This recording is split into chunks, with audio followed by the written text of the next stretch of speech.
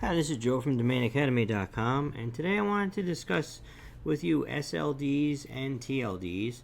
SLD is to what's to the left of the dot, and the TLD is what's to the right of the dot. So like a .com or .net would be a TLD, and in the case of this tweet, super is your SLD to the left of the dot. Brandon Pollock, if you don't know him, he's a very well-known domain investor who does very well, and he comments here on a name that he sold, super.net, and he brings up the point that if you have a TLD, or what's to the right of the dot, a .net, that's a weaker one, so not a .com, you have to have a really strong word to the left of the dot.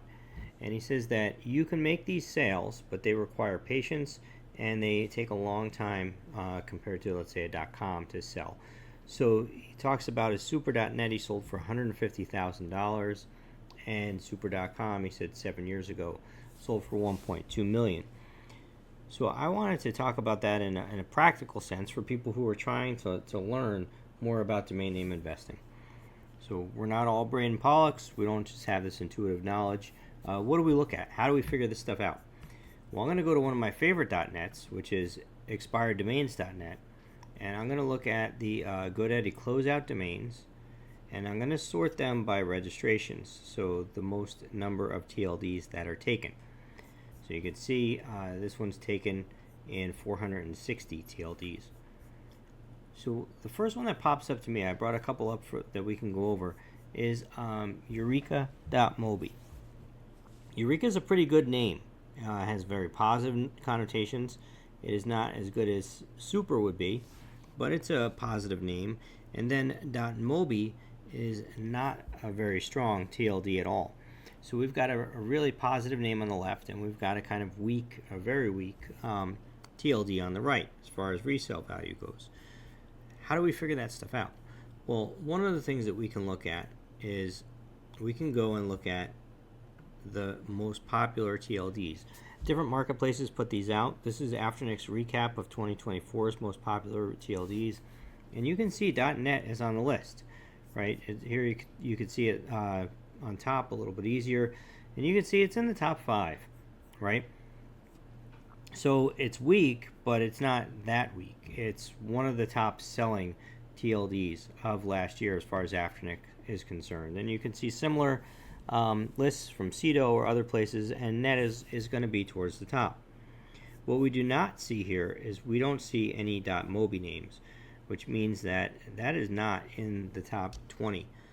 So let's take a look at one of my other favorite sites, which is NameBio, and here you can search by extension or keyword, and what we're going to do is we're going to look for .mobi, and we're going to see how many of those sold, and we're going to go the date range of anything in the last 2 years. And what we want is we want to see the summary. So you can see in the last 2 years there's been 50 sales, and the average price was $485. Right? You could see you could sort it by date, you could sort it by price, whatever you'd like to do. But you're seeing that it's a very small number of sales, and when you look at these values, you know, they're very small dollar values, so some of these could even be wholesale. A great name like tech.mobi sold for $216. That is not a great price, right? So this shows you that .mobi might not be your best bet. So we're going to go here with .net. We're going to compare and contrast the two as far as what type of sales we have. So you can see we had 50 total sales. Here you've got 8,100, almost 8,200 sales. You can see the average price is quite a bit higher, and you can see you know, how many, with $7 million total dollars that were sold. And you could take a look too at the dates. You could see that in March, right, this is today's date, there's 10 sales that are already reported for .net. And when you look at .mobi, I don't even think there was 10 sales this year so far. So you could see the vast difference. Even though net is much a weaker TLD, much more weak than .com, it still has some value. And I want to do the same thing. What I want to do is I want to check the keyword super, and we want to see when that's sold. So we've got 566 total sales I'm keeping this in the last couple years, so again, you could take a look at that. The average sales price is pretty high, $1,300. And you can see that in March, there's already been, more than 10 sales in March for that keyword, right? I want to look up Eureka, which is a little bit harder to spell, right, than super would be. It's a positive connotation, but it's kind of antiquated. It's not used as much. And the other thing about Eureka is that you can see Eureka can be a geo name. There are cities that are named Eureka. The best sale that I can see right here is Eureka.xyz, probably to an end user for $4,000. So when you look at this chart here, you can see XYZ comes in right after net. It's pretty comparable, I would say. So maybe Eureka could be worth that much, but one of the other things that you want to look at is, again, that total sales. There's only been 18 sales, and some of them, like this city of Eureka Springs, are pure geos, and so they're not going to really, because it's Eureka Springs, it's not Eureka, one word. So let me clarify that. When we look at this, you can see there's quite a bit of difference on what you would consider to be a strong SLD. This is a much weaker SLD than super, and it's also using a much weaker TLD, the .mobi. So you could take a look at these two things and say, okay, this doesn't really meet the Brandon Pollock criteria, right, for this type of name.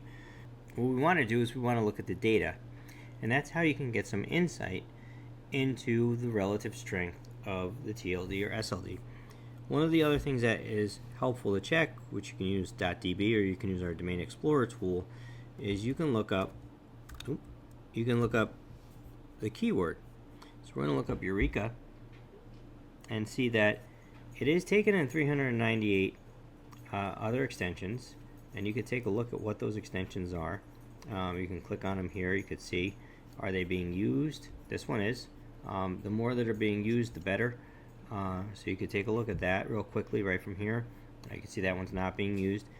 So what we try and do is we try and take our best guess. If it's active in green, the real website, inactive or parked. Inactive would not resolve, and parked means they're trying to sell it or make money from it somehow. And you can look at some of these other ones, Eureka Bet, Eureka Kids, things that contain Eureka. There's 13,000 of those. Let's take a look at super before we do that. 398 and 13,000 is what we've got for Eureka. Now, super's got 532, so quite a bit more, because now you're really getting into those like really ancillary TLDs, and they're taken as well in the exact match. And then we've got over 500,000 that contain that keyword. So you can see a tremendous amount of strength that a name like super has when we look at how many people are using it as a domain name, as a keyword in their domain name, and how many sales are happening when we look at that compared to Eureka, right? There's a tremendous amount of difference in the relative strength of super versus Eureka, even though they're both one word, very positive connotation type names. So when we look at those two, even if we had Eureka.net, it would be worth much less than super.net. So that's where I think you can dig in. This Palette.digital, I was going to go into it as an example, but the video is getting a bit longer, so I'll just cover this very briefly. Palette.digital, the left and right of the dot in this case, they match. I can see people using Palette. It's an artistic name. It can be used for many different things as far as design, right? And digital fits into that very well. You could do digital design work. You could be an agency. You could run, let's say, a picture like a Photoshop app or filters or a ton of different things. So this makes sense, right? And there's 222 other TLDs that are registered for Palette. But when we look at really quickly, and you can see why it made it into closeouts, and I'll stop soon.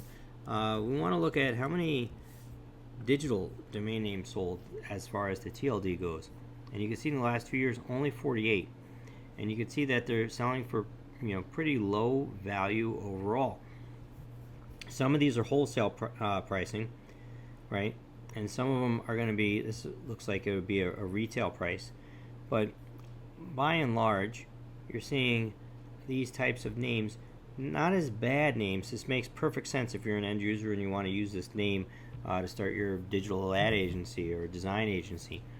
But as far as an investor and reselling it on to other people, you could see that this would be a much weaker, even though it's a one-word SLD, it's much weaker than Eureka and much weaker than Super. There's just layers of exponential difference between the two. So when you look at these types of names, Braden is exactly right in his point. And when you try and replicate what Braden's doing, and you try and consider these other TLDs that you might want to invest in, it's really important, if you don't have that much experience, to take a look at the data and let the data help and guide you in your decisions. Don't forget to like and subscribe. If you like this video, please tell your friends, and check out domainacademy.com.